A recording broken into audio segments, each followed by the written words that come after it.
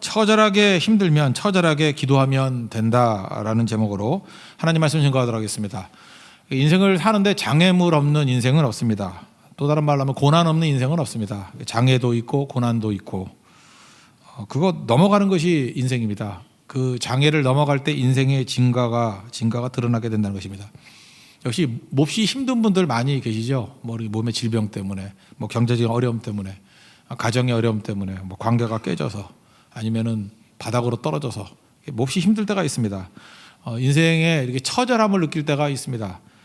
우리 간단합니다. 처절하게 힘들면 처절하게 기도하면 되고요.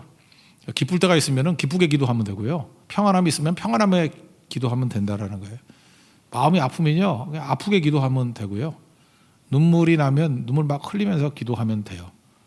그죠? 외로우면 외롭게 기도하면 되고 다 갖다 붙이면 돼요. 그냥 그 상태에서 기도하면 된다는 거예요. 근데 가장 중요한 건 처절할 때 그 처절함에서 기도하면 된다는 것입니다. 이렇게 처절한 상황에서 기도로 장애를 뛰어넘었던 모델이 에스라인데 모델을 왜 주셨을까요? 우리도 그렇게 하면 된다는 거겠죠. 그래서 에스라를 모델 삼아서 우린 더 순종하는 종, 더 열매를 거두는 백성이 돼야 된다고 생각을 합니다.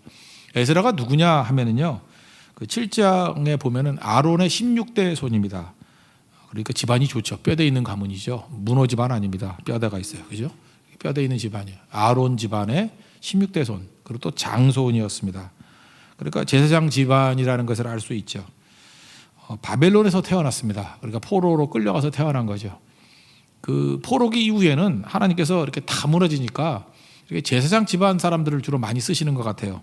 그래서 포로기 때 끌려갔던 사람 중에서 쓴 게 지난주 살폈던 에스겔이 제사장 출신이에요. 25에 끌려가서 30살에 그발강가에서 환상을 보고, 또 누가 있죠? 이렇게 끌려간 사람, 예레미야도 그런 케이스고요. 그죠? 믿다가 끌려간 케이스고, 나중에 애굽으로도 끌려가고, 하여튼 끌려갈 때 고생했던 사람이에요. 여기 나오는 지금 에스라는 그 다음 세대예요. 끌려가서 태어난 사람이에요. 그리고 다음 세대죠. 그러니까 태어났을 때 눈 떠보니까 바벨론이에요. 그랬더니 너 뭐냐 그랬더니 포로로 끌려왔대, 부모님들이. 그래서 태어났던 아들이 에스라입니다. 그러니까 많이 동화됐겠죠. 그럼에도 불구하고 그는 제사장 가문이라는 것을 알고 잃어버린 예배를 회복해야 된다. 그래서 사실은 말도 안 되는 거거든요. 바벨론에 끌려갔는데 무슨 예배를 회복해. 근데 예배를 회복해야 되겠다라고 하는 꿈을 갖게 됐고 비전을 갖게 되었다는 것입니다. 아무것도 없는 상황에서 이런 일이 벌어진다는 거예요. 우리도 그렇죠. 이렇게 상황이 안 좋으면은 우리는 꿈을 안 꿉니다. 이렇게 상황도 안 좋은데 무슨 꿈을 꿔? 비전 다 버립니다. 아무것도 안 돼. 왜냐하면 현실이 너무너무 무섭기 때문에 그렇다라는 것입니다. 이상주의자들에게 있어서 제일 큰 도전은 현실이라 그러죠. 현실 앞에서 다 박살이 나요. 근데 신앙은 현실이거든요. 현실에서 경험을 공유하는 거, 이게 신앙이거든요. 그러니까 현실에 강해야 돼요. 현실이 각박하고 힘들더라도 거기서 꿈과 비전을 잃지 아니하고 말씀 붙들고 돌파해 나가는 거, 그게 믿음 아니겠습니까? 끌려갈 때도 3차에 걸쳐서 끌려갔는데 돌아올 때도 3차에 걸려서 돌아왔어요. 다 알겠죠. 1차 귀환이 누구죠? 1차는 수룹바벨, 2차는 에스라, 3차는 느헤미야, 이렇게 되죠. 순서대로예요. 성경 순서대로. 그 1차 수룹바벨 때 돌아와가지고 했던 일이 뭐냐 하면 성전 재건한 거예요. 수룹바벨 성전.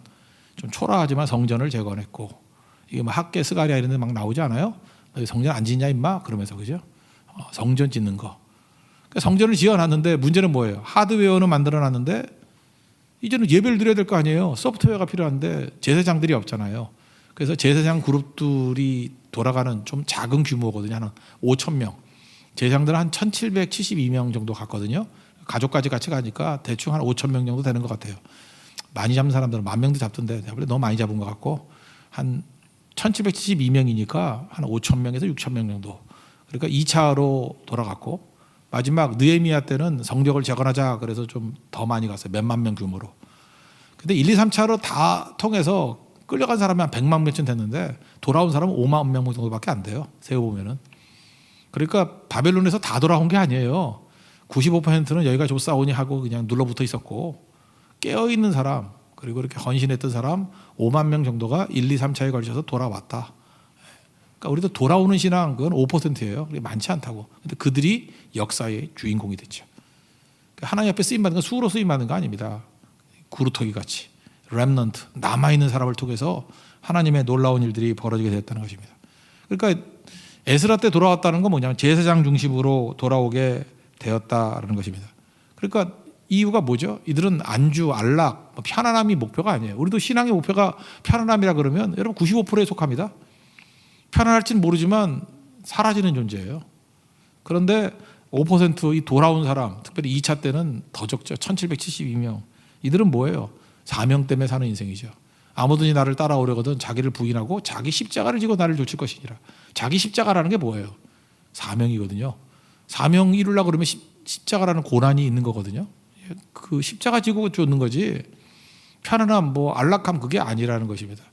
여러분 생각해보세요. 만약에 십자가가 아니고 내 사명이 아니라 그러면 그냥 편안함만 있으면 아무것도 안 할 거 아니에요. 그럼 뭐예요? 먹다 죽은 인생이지. 그 이방인하고 다를 게 뭐가 있어요? 그게 저주죠. 그러니까 하나님 앞에서 힘들고 안 힘들고 그게 성경의 관심사가 아니라니까요. 그건 큰 게 아니에요. 인생은 주로 힘들어요. 장애 없는 인생이 어디 있고 고난 없는 인생이 어디 있겠어요. 다 힘들어요. 다. 남의 떡이 커 보이고 남이 편안해 보이는 거지. 내가 이제까지 만나본 사람 가운데 편한 사람 없어요. 인생은 고난이에요. 그죠? 이게 장애물 있고 모순이고 다 힘들어요. 그냥 믿으셔도 돼요. 주를 위해서 고난 받으면 딴 고난이 없고요. 주를 위한 고난 피하면요, 딴 고난이 다 쌓이도록 올 거예요. 그래서 저는 이렇게 이름 붙였는데 고난 총량 불변의 법칙. 고난의 총량은 똑같아. 내가 보니까 더 많고 덜 많고 그런 것도 아니에요. 고난 총량 불변의 법칙. 그러니까 주를 위해서 고난을 한 90%쯤 당하면 내 삶의 고난이 줄어드는 것 같아요. 있어도 고난을 잘 못 느끼는 것 같아요. 근데 바득바득 나를 위해서 이렇게 산다 그러면은 되는 일 하나도 없어. 그죠? 사업을 하면 망하고, 동업을 하면 도둑놈하고 동업하고, 애 맨날 아프고, 학교 가면 쥐어 터지든지, 아니면 때려가지고 끌려가든지, 인생이 다 문제 아니에요, 문제. 그죠? 문제 투성이가 되잖아요. 그럴 바에야 우리가 사는 게 고난인데, 십자가 지는 인생 살아야 된다는 것입니다. 이때 에스라 나이가 중년쯤 됐을 거예요. 추정하건대 몇 살인지 몰라요. 근데 태어나서 한평생 살았잖아요. 참 묘하죠. 바벨론이 편안한 곳이 되는 사람도 있어요.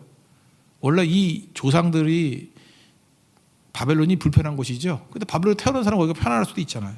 참 묘해요. 세상인데 우리가 끌려간 세상인데 거기서 오랫동안 있다 보면요, 태어나다 보면 그게 또 정상인 줄 알고 그게 편안한 사람이 있다고요. 그거 끊어버리고 본향으로 가는 것. 그러니까 인생은 항상 버리고 끊고 떠나는 거예요. 이렇게 안주하면 안 되고요. 항상 떠나는 인생이 돼야 된다는 것입니다. 주의 말씀 붙들어서 떠나는 인생. 아브라함 떠났다는 얘기는 우리도 마찬가지예요. 너는 내 본토 지척 아버지 집을 떠나 내가 내게 지시할 땅으로 가라. 이건 누구에게나 다 통용되는 말씀이라고요. 나름대로 죽는 땅도 편안해요. 거기가. 떠나야 된다고요. 근데 에스라는 떠났다라는 거죠. 그런데 이렇게 한 번 순종하면 인생이 끝날 것 같으면 얼마나 좋습니까? 인생은 과정이기 때문에 이 과정이 굉장히 가치가 있는 거예요. 그래서 산 넘어 산이라 그러는 게 맞는 얘기예요. 산 넘어 산이면 계속 넘으면 되지 뭐. 계속된 문제가 있으면 계속 풀면 되는 거 아니겠습니까? 그래서 계속해서 문제들이 오는데 그것을 풀어나가면서 예배를 회복했던 사람, 그게 에스라예요. 우리도 인생 가운데 저는 우리 하나님의 일을 사역이라고 하면 우리 자기 자신에게 해당되는 좀 일들은 사업이라고 합시다. 사업을 해도 산 넘어 산이고요. 사역을 해도 산 넘어 산이에요. 근데 에스라 같이 주님 믿고 의지하고 핵심은 여호와의 손이 임하는 기도거든요. 기도를 통해서 이런 거친 파도를 뛰어넘는 주와 함께 날아오르는 그런 인생 되기를 축원합니다. 오늘 세 단계를 나눠보면은요, 첫 번째 단계는 이거예요. 막막한데 이제 예루살렘 성전이 재건됐다라는 소식이 들려왔어요. 스룹바벨을 통해서. 근데 하드웨어는 마련했는데 소프트웨어가 없어. 예배드릴 사람이 없어요. 그러니까 우리 제사장 그룹들이 가야 되겠다라고 하는데 막막한 거예요. 어디에 누가 사는지도 모르고 누가 가겠다는 마음이 있는지도 모르고 아무것도 없는 거예요. 아무것도 없을 때 뭐부터 해야 돼요? 그냥 기도하면 되는 거예요. 기도가 시작이라는 것입니다. 15절 보십시오. 내가 무리를 아와로 흐르는 강가에 모으고 거기서 3일 동안 장막에 머물며. 우리 에스겔에서 배웠으니까 알죠? 이스라엘 백성들은 강가 그러면 뭐 하는 곳이에요? 기도하는 곳이에요. 그래서 에스겔은 그발 강가 그러면 강에 왜 갔어요? 고기 잡으러? 아니에요. 캠핑하러? 아니에요. 이스라엘 백성들은 강가에 갔다 그러면 동의어 기도하러 갔다, 예배드리러 갔다. 그게 맞는 거라고요. 그래서 시편 137편 이것도 1절에 보면은 바벨론 포로에 끌려갔을 때 얘기죠. 우리가 바벨론 여러 강변 거기 앉아서 시온을 기억하며 울었도다. 왜 강변에 앉아서 울어요? 멜랑콜리에서? 아니에요. 강변에 앉아서 뭐 한 거예요? 기도하면서 울었도다. 그 얘기예요. 예배 드리면서 울었도다. 이스라엘 백성들은 항상 회당 없으면 강변이에요. 강에 가면 기도하고 예배 드리는 거예요. 그 바울도 빌립보 갔을 때 그랬잖아요. 막막했을 때 어떻게 가요? 밖에 있는 강가에 갔더니 거기 기도하는 여자들 만나가지고 루디아를 만나서 빌립보 교회의 기초를 세우게 되지 않습니까? 그러니까 막막할 때 뭐부터 해야 돼요? 기도부터 해야 돼요. 막막하다 그러면서 이렇게 주무시고 그러면 안 되죠. 오늘 여러분 잘 오셨습니다. 인생이 막막한 분들도 이렇게 와서 기도하면요 보여요. 단서가 보이고 풀리기 시작한다라는 것입니다. 그래서 이 에스라가 중요한 게 뭐냐면 그냥 막막한 가운데 기도하기 시작했다라는 것입니다. 아까 조금 전에 찬양했던 거 있죠. 내 주의 은혜 강가로. 강가에 은혜가 있어요. 강가에 기도가 있을 때 은혜가 있다고요. 하나님의 채워주심이 있다고요. 강가 이퀄 기도의 자리니까 기도의 자리는 은혜가 있습니다. 채워주심이 있습니다. 여러분 오늘 그 은혜를 누리시길 바랍니다. 풍성히 누리는 시간이 되기를 원합니다. 기도하면서 뭘 깨닫게 되냐면 이제 앞부분하고 이제 요약해서 설명해 드릴게요. 왕에게 요청하면 되겠구나 이런 걸 깨달아요. 7장에 보면은요, 7장 6절에 보면 뒷부분에 이런 얘기가 나요. 이 에스라가 얼마나 그 왕하고도 관계가 좋았는지 왕에게 구하는 것은 다 받는 자이더라. 얼마나 신임이 두터웠는지 왕한테 얘기만 하면 왕이 오케이 해줬다라는 거예요. 당시에 왕이 아닥사스다 왕인데 아닥사스다 왕에게 우리 예배드리기 위해서 제사장 그룹들 고향으로 돌아가게 해주세요. 그랬더니 오케이 하면서 이렇게 승인해 주는 게 7장이에요. 그래 가 그랬다라는 것입니다. 그러니까 무슨 얘기예요? 막막했지만 기도하니까 풀리기 시작하더라는 거예요. 막막해서 아무것도 안 보이고 이 눈에 아무 증거 아니 보여도 기도하면 믿음이 생기잖아요. 뭐가 보여요? 믿음의 눈이 열려서 보인다라는 거예요. 보인다라는 거. 그게 되게 중요한 거죠. 여러분 왜 기도하면 왜 보일까요? 하나님이 일하시기 때문에 그래요. 신앙은 역사예요. 역사는 히스토리가 아니고 워킹이가 아시죠? 왜 교회 가면 잠깐 역사 그러냐 그러는데 일하신다고요. 기도하면 일하셔요. 하나님이 일이 막 벌어지게 된다고요. 기도하면 일들이 발동이 걸려요. 그래서 기도 안 하는 사람들이 그냥 아무 일도 안 하는 거예요. 사실은 삽질하고 있는 거야. 반복적인 거, 소모적인 일들. 기도하면은 비로소 생산적인 일들을 시작하기 시작해요. 하나님의 뜻대로 시작하게 돼요. 하나님의 나라와 의를 이루기 위해서야 시작하게 된다고. 그러니까 기도 없는 인생은 허송세월이에요. 뛰긴 뛰어봐야 뭐 그냥 썩을 거 위해서 뛰는 썩을 양식 위해서 뛰는 거라고. 근데 기도하면요 썩을 양식은 뒷전에 물러나고 진짜 중요한 그죠? 생명의 양식, 생명을 위해서 뛰게 되는 그런 영원히 남는 것들을 위해서 뛰게 되는 일들이 벌어지게 된다는 것입니다. 에스라 보세요. 기도했더니 시작이 되잖아요. 시작이 그죠? 허락받고 시작이 되잖아요. 그러니까 여러분들도 시작이 잘 안 되시는 분들을 기도를 통해서 하나님의 발동이 걸리는 은혜의 역사가 있기를 바랍니다.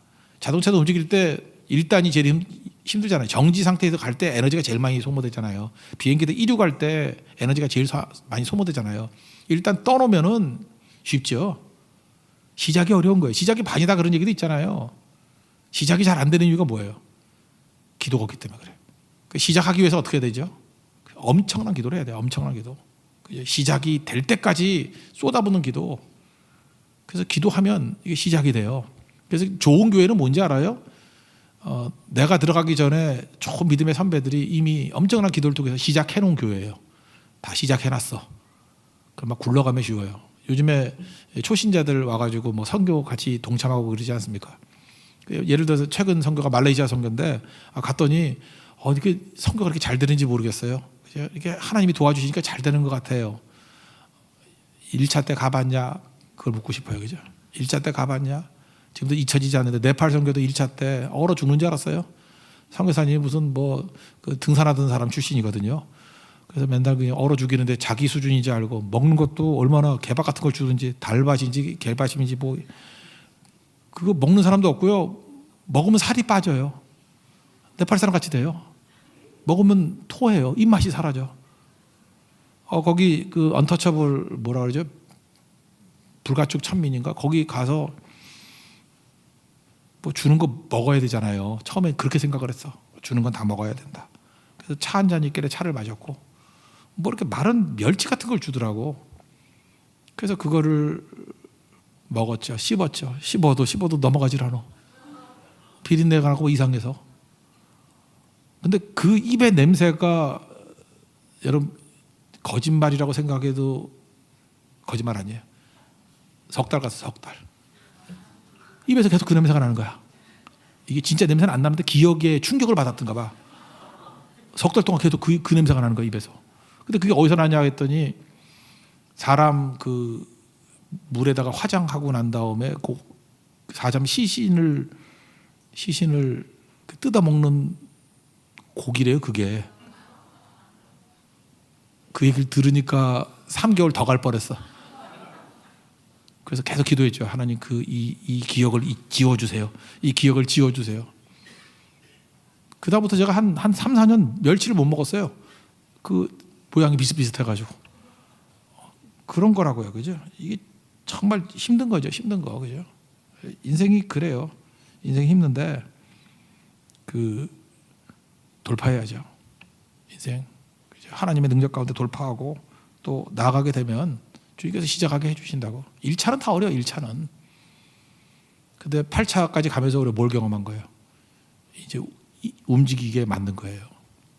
그러니까 빚진 거죠. 빚진 자라는 의식을 가지고 우리 선배들부터 다 빚진 거예요. 그럼 또 후손들에 물려줄 줄 알아야죠. 이런 의식을 가져야 된다는 것입니다. 여러분들 어렵더라도 1세대 의식을 가지고 기도 쏟아 부으십시오. 시작이 가능해요.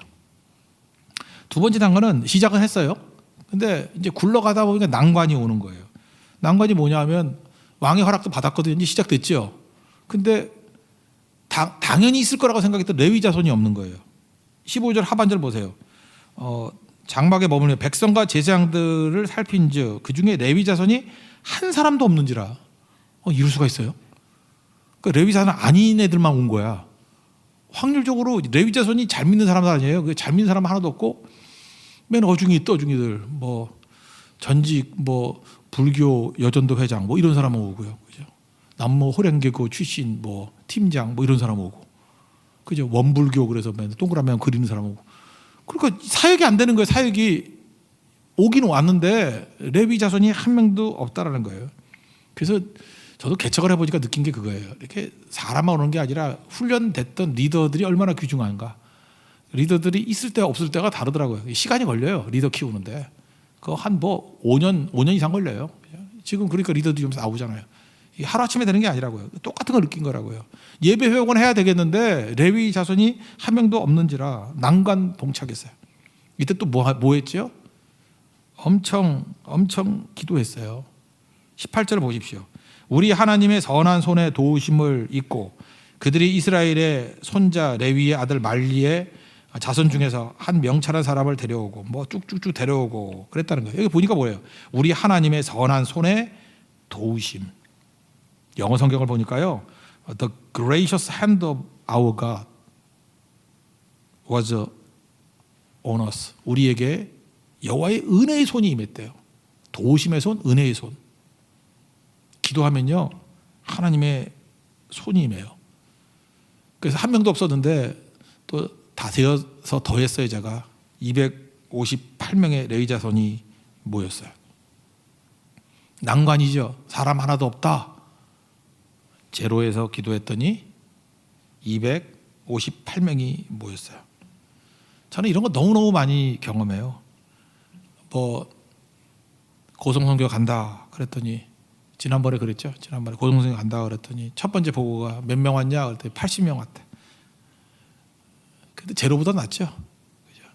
제로일 수는 없죠. 너 있고 나 있고 하니까 둘은 데려가. 그러니까 참 이게 말도 안 되는 얘기였는데 뭐 일주일 전, 2주 전까지 그러더라고요. 그러니까 또 뭐래요? 십자가에 너 못 박는다. 그러니까 기도하더라고. 기도하고 준비 현장 기도하고 또 같이 기도하고 또 못 박는다 그랬으니까 저도 못 박힐 거 아니에요. 그러니까 나도 기도하고 다 기도하고 그죠.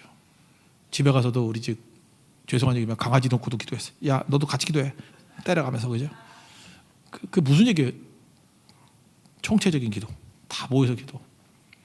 그러면 또 아슬아슬하게 또 넘어가요. 그래서 400명 넘게 또 오기도 하고 그죠. 뭐 젊은이들 그 많이 모이고 그래서 청소년들 모이고 그런 일들이 벌어지는 거죠. 똑같은 거예요. 그러니까 에스라가 경험했던 것들이 우리 일상에서 매번 느끼는 거예요. 없어요 아무것도. 제로인데 기도했더니 여호와의 선하신 손이 임재해서 258명이 오더라. 이번 우리 특별새벽 기도에도 그렇고 우리 고성성에도 그렇고 그래서 우리 지도자가 중요한 거예요. 기도하면요 없던 것이 뭐예요? 제가 창세기 6장에서 그 노아 방주 얘기를 했죠. 저는 이게 좀 못된 사람이라서 그런지 모르지만 남들 생각 안 하는 것만 맨날 생각해. 이거 어떻게 됐지? 어떻게 됐지? 뭐 이런 생각을 했는데 방주 120년 지었다는 건 이해가 돼. 아까짓 뭐 할아버지가 뭐 할 일 있겠어? 그냥 산에 가서 방주 짓는 거 120년 하겠어. 난 진짜 힘든 게 뭐냐면 아니 이거 어떻게 동물들을 2마리씩 어떻게 잡아와 그거? 쥐 잡기도 힘든데 여러분 쥐 잡으려면 잡을 수 있어요? 어려워요 어려워요. 다람쥐 잡을 수 있어요? 여러분에게 잡히면 다람쥐가 아니지. 뱀 잡을 수 있어요? 그거 어떻게 잡아 그거? 잡히다가 물리면 어떡해? 다 좋다 이거예요. 그러면 뭐 한 종류를 뭐 쥐를 뭐 100마리 잡아오라 그러면 하겠어. 쥐 전문가 불러오면 되니까. 근데 골고루 한 쌍씩 이렇게 뭐 데리고 오라는데 그거 어떻게 데려가요? 그렇게 고민하다가 창세기 6장 20절을 보니까 이런 말씀이 나와요. 내 새가 종류대로 가축이 그 종류대로 땅에 기는 모든 것이 그 종류대로 각각 둘씩 네개로 나오리니. 와, 난 감동이었어요. 방주 짓고 난 다음에 자동 하나님 명령 내렸어. 야 너희들이 제일 건강하고 똘똘한 애들 IQ 높은 애들 둘씩 놓아 앞으로. 그랬더니 되게 신기하냐. 이거 영화로 만들면 재밌을 것 같아. 딱 했더니 쥐 2마리가 나타난 거야. 그죠? 미키와 미니가 나타나가지고 코끼리 2마리, 그죠? 뭐 표범 2마리, 2마리씩 이게 쌍씩 오는 거예요, 그죠? 쌍쌍이. 그래서 알아서 들어갔더니 들어간 거예요. 그렇게 된 거지. 그걸 어떻게 모았겠어요? 그러니까 뭐예요? 하나님 말씀하고 순종하면 하나님이 도와주시는 거죠. 이게 바로 뭐예요? Our grace, the gracious hand of our God. 우리 하나님의 gracious hand예요. 은혜로운 손. 하나님의 은혜로운 손이 도와주면 이런 일이 막 벌어진다고요. 그러니까 여러분 기도하는 게 낫지 쥐 잡고 다닐 거예요? 그러니까 여러분들 기도 안 하고 잠깐 설치는 애들은 삽질하네. 그것도 있지만 우리 예수 믿는 사람은 쥐 잡냐? 그죠? 그 언제 잡아 그거? 뱀 잡냐? 그 우리가 언제 잡냐고요? 기도하면요, they will come to you. 그 모든 것들이 너에게 나아오리니. They will come to you. 모든 것들이 너에게 나아오리니. 창세기 6장 20절 다 나아오리니. 기도하면요 어떤 때는 막 돈이 발이 달려가지고 나한테 나오고요. 사람 발 달렸으니까 사람이 막 나오고요. 일꾼들이 나오고요. 예배자들이 나오고요. 보세요. 258명 지발로 나오잖아 다. 어디 숨어 있는지. 엘리야도 그랬죠. 뭐 사람이 없으면 나밖에 없습니다. 그랬더니 하나님이 약간 비웃었어. 바알에게 무릎 꿇지 않은 사람 1명? 7명? 땡. 70명? 땡. 700명? 땡. 7,000명. 7,000명이 얼마나 많아요. 근데 엘리야는 없다 그랬다고. 그러니까 엘리야는 뭐예요? 그래서 메시지가 엘리야의 눈은 개눈이었다. 7,000명이나 됐는데 못 본 거예요. 그러니까 지 눈에는 안 보이는 거야. 여기도 봐요.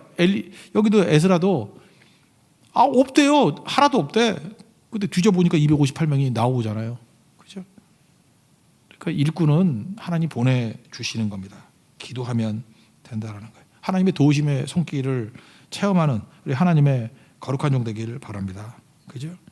그래서 이 하나님의 손, 요거 조금 설명할까요? 성경에 보면 특별히 에스라서 같은 데는 하나님의 손, 여호와의 손이 도와주심으로, 느헤미야도 그래요. 뭐 하나님의 손이라는 소리가 많이 나와요. 그죠? The gracious hand of our God. 우리 하나님의 손. 하나님의 손이 어떤 역할을 하냐면 4가지 정도 있는 것 같아요. 첫째는 도와주셔요. 하나님 손을 이렇게 도와주셔요. 도와주시는 손. 그래서 우리가 무슨 일을 할 때 하나님에게 도와주셔요. 그래서 이런 느낌을 받아. 예를 들어서 우리가 내 느낌 있잖아요. 이렇게 앞에 이제 상석이가 있어요. 그럼 내가 이렇게 야 하고 이렇게 밀어요. 그럼 내가 아무리 남자라도 힘이 좋아도 야 이렇게 밀면은 얼마큼 나가 떨어질까요? 저 벽이 있으면 야 하고 좀 세게 밀면 1m는 뒤로 가겠죠. 그래도 내가 힘이 있는데 상서가 딱 하면 이렇게 1m는 가겠죠. 근데 느낌이 이런 거예요. 상서가 예 목사님 야 그랬더니 저기 100m 같은 상수에게 날아가 있어. 그러면 느낌이 뭐예요? 이거 내 능력이에요? 내 능력 아니에요? 내 능력인데 아니에요. 밀긴 밀어서 뒤로는 가긴 가야 되는데 이렇게까지 가는 건 아니거든. 그게 도우심의 손이에요. 꼭 그 느낌이야. 내가 예측하는 게 있잖아요. 이렇게 밀면 1m 갈 거야. 이렇게 하면 이게 벌어질 거야. 근데 하나님의 도우심의 손이 임하면요. 야 그랬더니 안 보여. 100m에 날아가 있어. 그때 이걸 내 힘이라고 얘기할 사람이 누가 있어요? 여호와의 손이 함께 하셨다. 이렇게 나오는 거죠. 여러분 가운데도 무능한 사람들 기도하십시오. 하나님의 도우시는 손길이 여러분 도와주실 것입니다. 또 하나는 이런 거예요. 잡아주시는 손이에요. 우리 인생이 얼마나 약해요. 마음도 약하고 하나 얘기 들어도 마음이 심란하고 걱정되고 두려움 있고 그래서 우리 잠 못 자잖아요. 잠 못 자고 근심, 두려움, 조바심 흔들리고 우리 흔들리는 인생 아니에요? 흔들리는 인생 막 믿음이 막 흔들리잖아요. 근데 기도하면요 주님이 중심을 잡아주셔요. 참 묘하죠. 중심을 탁 잡아주셔가지고 흔들리지 않아요. 나는 그래요. 가끔 이렇게 축구 같은 거 할 때 보면 이번에도 그랬잖아요. 무슨 그 리버풀도 그랬고 그 다음에 또 어디죠? 토트넘도 그렇고 결승전에 올라갔던 팀들 보면은 다 3골, 4골 이렇게 역전한 팀들 아니에요. 그죠? 와, 이게 축구가 이럴 수가 있냐? 그죠? 4골을 넣어야 되는 상황에서 4골을 넣고 3골을 넣어야 될 3골을 넣고 막 이런 게 벌어지잖아요. 근데 왜 그런 일이 벌어졌겠어요? 잘해서가 아니고 상대방이 무너진 거예요. 무너진 거. 심령이. 무너진 거라고. 그러니까 그때 해야 될 일이 뭐죠? 만약 그 중에 기도의 사람이 있다 그러면 하나님께서 그 중심을 잡아주신다고. 여러분 대적들을 너무 두려워할 필요가 없는 게 예를 들어서 아수르의 18만 5천이 막 포위하고 그랬잖아요. 그들이 왜 망했어요? 하나님이 그들의 중심을 무너뜨려 버리니까 4분 5열 돼가지고 지들끼리 싸우다 끝나버려요. 여러분 지금 대단한 마귀의 세력들이 있는 것 같이 보이죠? 하나님께 기도하면요 하나님은 내 중심은 잡아주시고 상대방의 중심은 흐트러버려요. 그러면 그냥 끝장나는 거예요. 아무것도 아니라고. 여러분 인간 아시죠? 마음이 이렇게 막 흔들려버리면 아무것도 못하는 거. 정말 아무것도 아닌 존재가 돼버리는 거. 마음 한번 뒤흔들어 버리면. 근데 흔들리는 마음도 하나님이 잡아주신다고. 오늘도 흔들리는 마음이 있는 분들 하나님이 여러분 마음을 잡아주시는 은총의 시간이 되기를 원합니다. 그리고 또 한 가지는 하나님께서 만져주셔요. 도와주시고 잡아주시고 이렇게 만져주셔요. 이 만져주신다라는 거의 대표적인 것은 치유죠. 그래서 이 만져주시는 거에서 영어에서도 이 만져주심이 터치라고 나와요. 이 터치라는 게 치유란 뜻으로도 쓴다고. 그죠? 하나님의 터치가 임한다고 만져주신다. 그리고 우리가 회복이 돼요. 우리 병 들었잖아요. 마음에 상처가 있고 어떤 분들은요 이 마음의 상처가 해결이 안 되는데 이런 거예요. 지금도 그래요. 지금도 가족 가운데 어떤 사람 그렇게 생각을 하면요 이게 화가 치밀어 오르는 거예요. 그래서 만나면은 죽일 것 같아요. 그 정도로 미운 거예요. 분노가. 이게 시간이 가면 사라질 줄 알았는데 사라지지 않아요. 이게 상처죠. 이건 그리스도의 거친 십자가 앞에서 해결되지 않으면 이게 안 되는 건데 안 됐죠. 불쌍하죠. 그러고 싶겠어요? 그 깊은 상처라고. 근데 주님이 만져주시면 그게 눈독듯이 녹아요.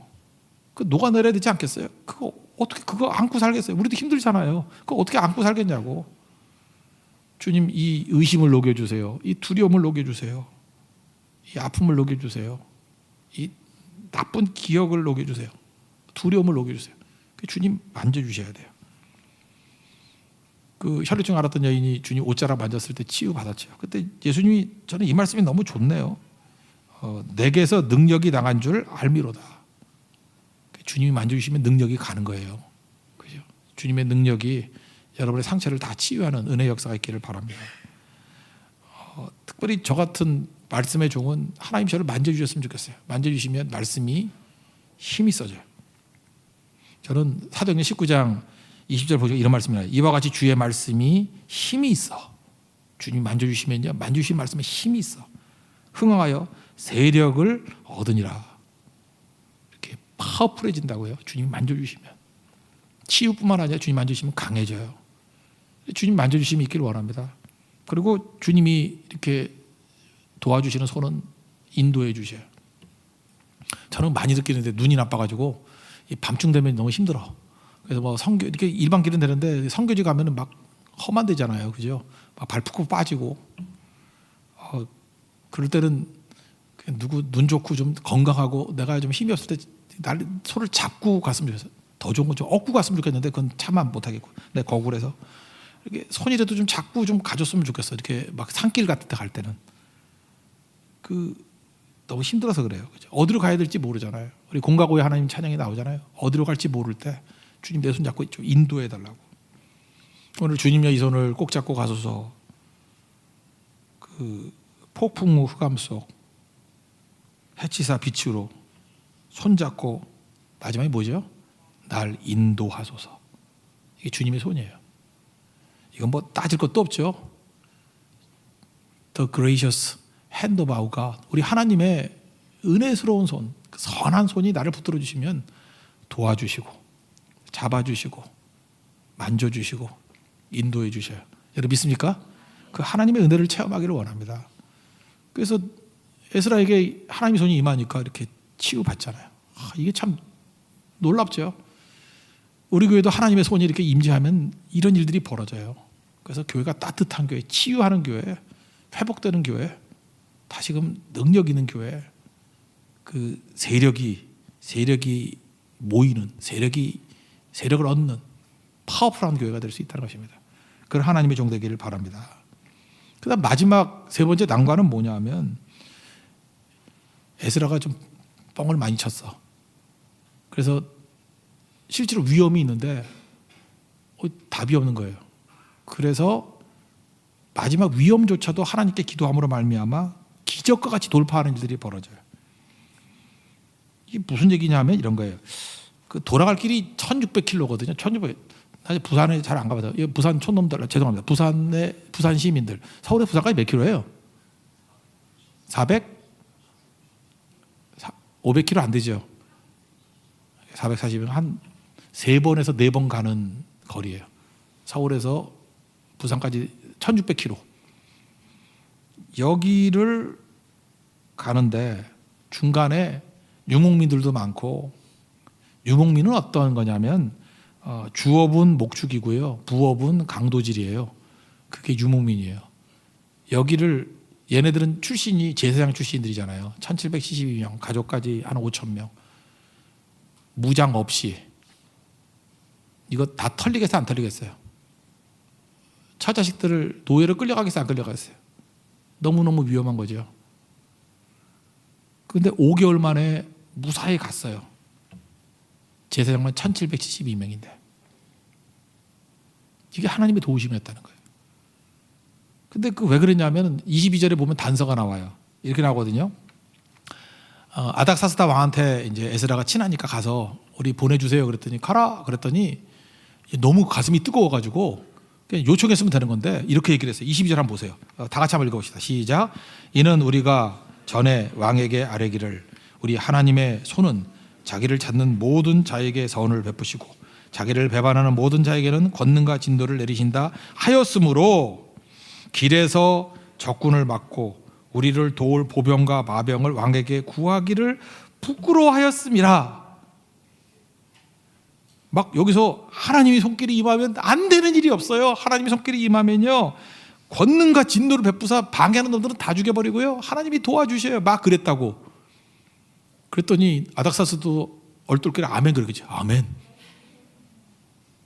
근데 지금 와가지고 적군이 있을 거니까 보병과 마병 좀 주시겠어, 이 말을 못 하겠더라는 거예요. 너무 뻥친 거죠. 우리도 그럴 때 있잖아요. 하나님이 도와주면 하나님, 목사님 돈 10원도 필요 없어요. 기도로 다 할 수 있어요. 근데 우리 교인들은 이러지 않아. 또 와가지고 근데 예산이 필요한데 또 달라 그러고 딸랑딸랑 하는 애들 많은데 좀 부끄러운 줄 알아요.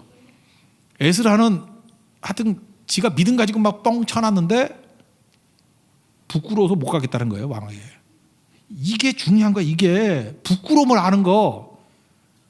내가 세상 사람과 똑같이 군대 달라 그래도 줬을 거라고 친했기 때문에. 그래서 보병과 마병 좀 우리 보호할 군대를 좀 붙여주세요. 그러면 갈 건데 내가 이 뻥친 김에 부끄러워서 그 짓은 못 하겠다는 거예요. 그래서 이제 뭐예요? 하나님 기적을 주세요. 그거예요. 하나님, 우리가 1772명, 가족까지 5,000명인데 제사장 출신들 비무장으로 갑니다.